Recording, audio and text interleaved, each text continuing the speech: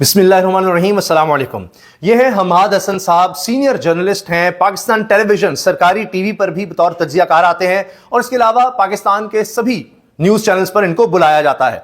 इन्होंने बाकायदा field marshal army chief of defence forces general Asim Munir साहब से अपील की है और उनको बाकायदा मुखातिब करते हुए कहा है, फील्ड मार्शल साहब, खुदारा इस झांसे में न आए बल्कि इस आदि दरबारी को बुलाने वाले की क्लास भी लें।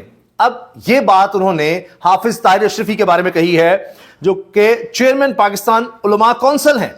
अभी हाल ही में जो तकरीब हुई जिसमें वज़ीर आज़म शहबाज शरीफ थे, इसके अलावा field marshal army chief of defence forces general Asim Munir साहब थे।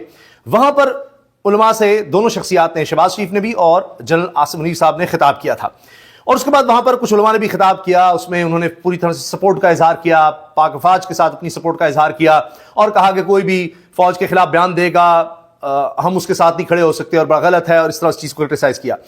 लेकिन क्या बात है कि हमाद हसन साहब ये कह रहे हैं, मैं आपको बता भी रहा हूं कि सरकारी टीवी पर भी आते हैं और जाहिर है कि हुकूमत की मर्जी के बगैर या इंफॉर्मेशन मिनिस्ट्री या तारण की मर्जी के बगैर तो कोई भी सरकारी टीवी पर बतौर तज्जियाकार नहीं आ सकता।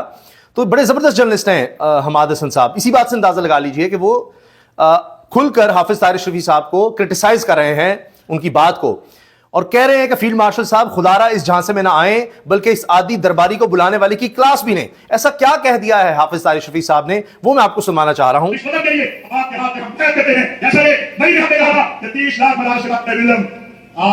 अच्छा, इन्होंने कहा है कि हाफिज ताहिर अशरफी साहब कह रहे हैं फील्ड मार्शल को कि हम आपके हाथ पर बैत करते हैं, इस वतन के लिए आपके हाथ पर बैत करते हैं। और उनकी मुकम्मल बात मैं आपको सुनाता हूं और उसके बाद फिर बताऊंगा कि यही हाफिज ताहिर अशरफी साहब हर काबीना में या हर हुकूमत में नजर आते हैं। और इन्होंने जब खान साहब वज़ीर आज़म थे उस वक्त उनके बारे में किस तरह की जज्बाती तकरीर की थी और कहा था कि इससे बड़ा लीडर उम्मत मुस्लिमा का नहीं, और इसने जो कर दिया है इसके बारे में आप कैसे खदशात का इज़हार कर सकते हैं, इस पर इल्ज़ाम जो लगाए वो तो ये है वो तो वो है, वो भी मैं आपको सुनवाऊंगा। जिस वजह से इनको ये कह रहे हैं जी दरबारी है नहीं, हर एक के साथ हो जाता है।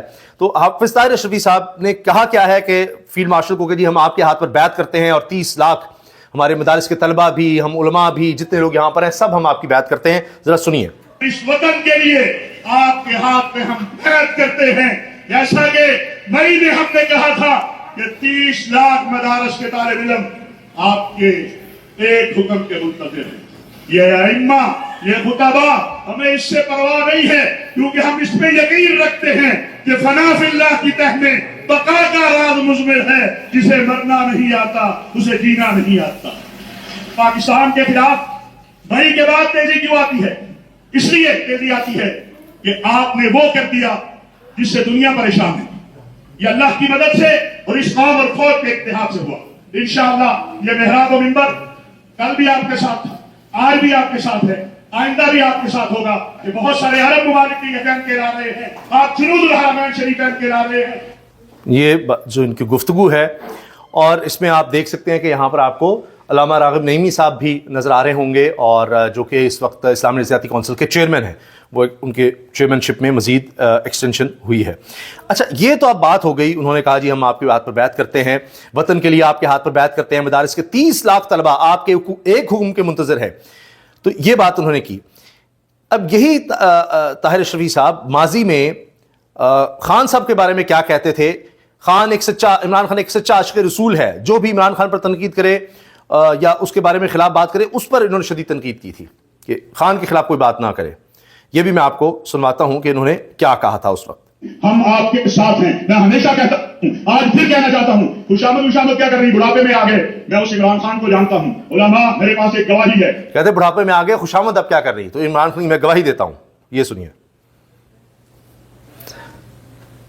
आपके सामने देना चाहता हूं, 27 की रात थी, बैतुल्लाह का जवाब था, तहज्जुद का वक्त था, मैं और हज़रत पीर साहब मौजूद थे जब बैतुल्लाह के जवाब में इमरान खान ने अपनी तकरीर उठा के साइड पे रखी जो वज़ारत खारजा में लिख कर दी थी। शक्ति खारजा परेशान था कि हमने तो ज़ाब्ते और जो भी सारे डाल के लिए, ये क्या करने लगा है। इमरान खान का पहला जुमला ये था कि मेरी जिंदगी की ख्वाहिश थी, जनाब सदर साहब چونکہ ہم آئینی گواہ ہیں. یہ عمران خان کا جملہ تھا کہ میری زندگی کی خواہش تھی کہ کبھی میں تم 57 سربراہوں سے مخاطب ہوں. اسلامی دنیا کے 57 سربراہ بیٹھے تھے. کہا میری خواہش تھی میں کبھی تم سے مخاطب ہو جاؤں اور تم سے ایک گزارش کروں, ایک عرض کروں, ایک التجا کروں کہ آؤ آقا کی ناموس کے لیے عالمی سطح پر قانون سازی کروائیں. اقوام متحدہ کے اندر, OIC کے اندر. کیا وہ عمران خان کسی گستاخ رسول, کسی قادیانی نواز کا حامی ہو سکتا ہے؟ اور میرے عزیزو, ہم بھی بال سفید ہو گئے. جو اقوام متحدہ میں رکیا آیا ہے اس کے بعد کسی اور چیز کی ضرورت نہیں ہے. اس نے اقوام متحدہ میں جو تقریر کی اس کی تعریف کر رہے ہیں. کے ماننے والے ہیں جو ایک اب اس میں اس وقت وفاقی وزیر ہوتے تھے مذہبی امور کے نور اللہ قادری صاحب, وہ بھی اس تقریر میں بیٹھے ہیں اور انہوں نے عمران خان کی بڑی تعریف کی. رکھتا ہے اپنی جان تو قربان کر سکتے ہیں, اپنے کشمیری بھائیوں کو چھوڑ نہیں سکتے. اس کے بعد صدر اس وقت اس کے بعد میں آخری بات کہہ کے ختم کرنا چاہتا ہوں. گالیاں دینا, تہمتیں لگانا, افواہیں پھیلانا, بدزبانی کرنا, یہ منافقوں اور ابو جہل کے ماننے والوں کا کام. یہ سن لیا آپ نے, یہ اس وقت ان کے بیانات تھے. اس وجہ سے غالباً یہ حماد حسن صاحب سینئر جرنلسٹ کہہ رہے ہیں کہ جی یہ دیکھیں یہ کس طرح کی بات کر رہے ہیں اور کیا ان سے بچ کے رہے ہیں اور اس طرح کی بات. تو اس پر بڑی تنقید ہو رہی ہے کہ کس طرح یہ کرتے ہیں. اچھا, دیگر علماء جن میں جمعیت اہل حدیث کے بعد شیعہ علماء کونسل نے بھی فوج کے خلاف بولنے والوں پر تنقید کی, اور میں میڈیا پر آ کر میرے پیارے ملک کے خلاف, ہماری پاک فوج کے خلاف, ہمارے سرحد کے محافظوں کے خلاف آواز اٹھانے والوں کی باقاعدہ مذمت کرتا ہوں. علامہ شبیر حسن میسمی صاحب, اس طرح دیگر علماء نے بھی کہا. لیکن باقی تو اور بات رہ گئی, لیکن حافظ داعش رفیع صاحب پر خاص تنقید ہو رہی ہے کہ وہ کس طرح کی باتیں کر رہے تھے, کیا یہ باتیں بیعت والی اور اس طرح کی چیزیں, اس پر انہوں نے کہا. پھر اس طرح دیگر صحافی کہہ رہے ہیں جی 27 رمضان کی رات تھی, تہجد کے وقت تھا, میں نے کیا دیکھا خان کے بارے میں, ان کی تقریر کے بارے میں, وہ سب انہوں نے بتانا شروع کر دیا. اچھا, اس حوالے سے جی اب چونکہ بڑی بات ہو رہی ہے کہ اب اور زیادہ مسائل ہونے والے ہیں خان کے لیے اور تحریک انصاف کے لیے, تو بہت سی باتیں ہو رہی ہیں. اس میں اب خان صاحب کی سابق اہلیہ جمائمہ گولڈ سمتھ صاحبہ, انہوں نے ایلون مسک کو ٹیگ کرتے ہوئے ٹویٹ کیا ہے, ایکس پر پوسٹ کیا ہے, A personal plea to Elon Musk. My 2 sons have not been allowed to see or speak to their father Imran Khan, who has been held unlawfully, according to the UN, for 22 months of solitary confinement. X is the only place left where we can still tell the world he is a political prisoner without basic human rights. Yet every time I post about him, the reach inside Pakistan and often globally is throttled to almost zero. You promised free speech, not speech, but no one hears it. Please fix the visibility filtering on my account so we can get the message out. Mario Nawfal, انہوں نے ایک صحافی کو بھی attack کیا, اور Elon Musk جو x کا مالک ہے اس کو بھی اٹیک کرتے ہوئے کہا ہے کہ میں جب بھی اپنے 2 بیٹوں کے والد عمران خان جو سابق وزیر اعظم ہے اس کے بارے میں کچھ کہتی ہوں کہ اس کے ساتھ بڑی ناانصافی ہو رہی ہے, تو میری ریچ کم کر دی جاتی ہے اور پیغام اتنا نہیں پھیلتا. تو اس کا کیا فائدہ؟ پھر فری اسپیچ ہے لیکن لوگ تک پہنچ نہیں رہی. آپ تو کہتے تھے کہ ہر ایک کو حق حاصل ہے, میرا پلیٹ فارم اس لیے ہے. تو اس کو مزید دیکھیں, اب حکومت کی طرف سے کہا جا رہا ہے کہ ہم اس پلیٹ فارم کو ہی بند کر دیں گے کیونکہ ہماری سن نہیں رہا. تو دوسری طرف سے وہ کہہ رہی ہیں, شکایت کر رہی ہیں کہ جی اس پر اس طرح پیغام پھیل نہیں رہا.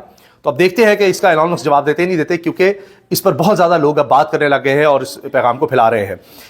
اس کے علاوہ آئینی عدالت بھی بن گئی جی, اور کہا گیا کہ سپریم کورٹ میں بڑا انصاف ہوگا, بڑا کچھ ہوگا. لیکن ہوا کیا ہے, خبر ہی آئی سپریم کورٹ میں انصاف کا منتظر دم توڑ گیا. اپنے گھر کی تعمیر کا مقدمہ لڑنے والا پنڈی کا رہائشی عابد حسین سماعت ملتوی ہونے پر دل کا دورہ پڑنے سے عدالت کے دروازے پر ہی چل بسا. وہیں پر سپریم کورٹ میں ہی بیچارہ دنیا سے چلا گیا, مر گیا. مقدمہ 22 جولائی 2024 کو دائر ہوا, پہلی سماعت 11 نومبر 2025 کو ہوئی. آج بھی سماعت ملتوی کر دی گئی. افسوسناک. نادر بلوچ صحافی یہ بات کوٹ کر رہے ہیں, باقی صحافی اس بارے میں رپورٹ کر رہے ہیں.